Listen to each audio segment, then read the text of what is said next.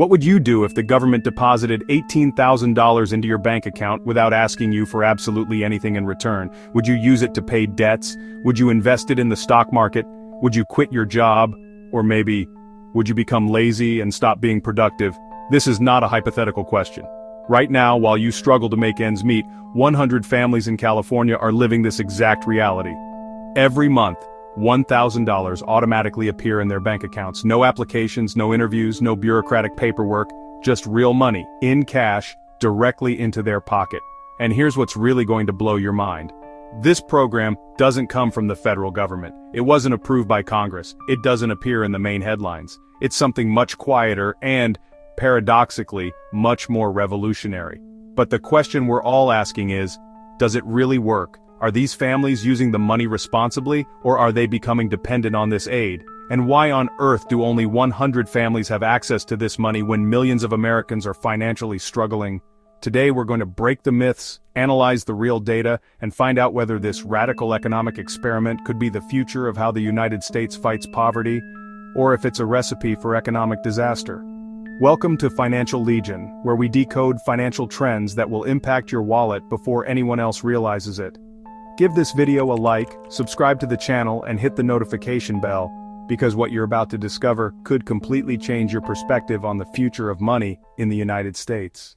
On August 15, 2025, while you were probably worrying about paying your monthly bills, 100 families in Alameda County, California, received their 8th consecutive deposit of $1,000. No questions, no conditions, no work requirements. This is not a traditional government program. It doesn't come from Congress, it wasn't approved by the Senate, and it didn't appear in the main headlines. It's something much quieter and paradoxically much more revolutionary.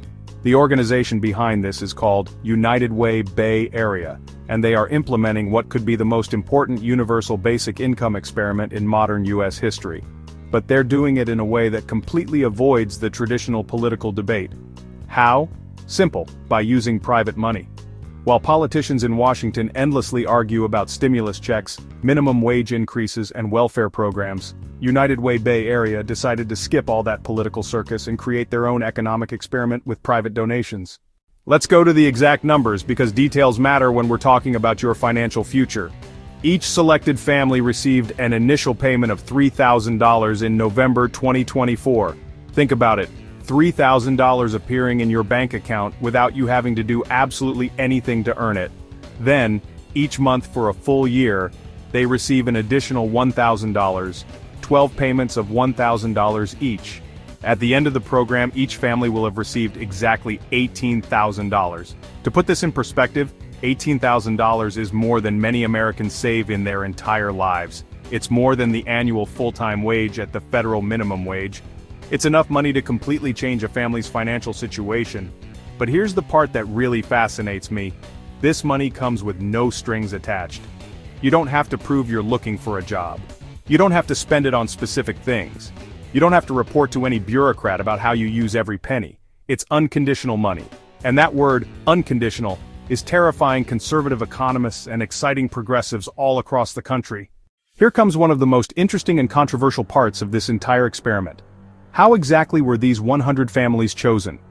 According to United Way Bay Area, the selection was random among users of 3 specific SparkPoint centers in Alameda County. First, SparkPoint Chabot College, located on the Chabot College campus in Hayward. This center mainly serves college students and their families struggling financially while trying to complete their education. Second, SparkPoint Fremont, operating inside the Fremont Family Resource Center. This location focuses on immigrant and first-generation families facing language and cultural barriers to accessing traditional financial services. Third, SparkPoint Oakland, operating inside the East Bay Asian Local Development Corporation. This center specifically serves Asian American communities that have historically been underserved by traditional government programs. But when I hear random selection, my skepticism detector immediately activates. Was it really completely random? Or were there hidden criteria families had to meet? The reality is that to be eligible for this lottery, families already had to be using services at these SparkPoint centers, and to use those services, you generally have to demonstrate some level of financial need or be participating in financial education programs. So, although the final selection may have been random, the candidate pool was already pre-selected. It wasn't just any American family, it was families who had already identified they needed financial help and were actively seeking it. Here's where this program becomes really smart and different from any stimulus check we've seen before. The families don't just get $18,000 and are told, do whatever you want with this. They also receive free and personalized financial counseling throughout the year. Think about it, you're receiving $1,000 each month, and simultaneously, you're learning how to manage, invest, and multiply that money. It's not just assistance, it's paid financial education. The CEO of United Way Bay Area explained that the real goal is to evaluate the impact of unconditional cash assistance combined with personalized financial counseling in order to replicate this model in other communities. This phrase is key because it reveals the true ambition behind this program. It's not about helping just these 100 families. It's about creating a model that can be replicated across the United States. They are creating a real-time case study on whether giving families unconditional money, combined with financial education, can break poverty cycles more effectively than traditional welfare programs. This is probably the most revolutionary part of the entire program. It's funded entirely by private donations. While the federal government spends trillions of dollars on inefficient bureaucratic programs, United Way Bay Area proved that you can implement an effective universal basic income program without involving a single taxpayer dollar. Do you realize the political implications of this? If this experiment succeeds, it could argue that the private sector can solve poverty more efficiently than the government. Conservatives could point to this as evidence that private solutions are superior to government programs. Progressives could use it as evidence that universal basic income works and should be implemented nationwide. It's an experiment that could potentially give political ammunition to both sides of the ideological spectrum. But it also raises unsettling questions. Should we depend on the generosity of private donors to solve fundamental economic problems? What happens when those donors decide they no longer want to fund these programs?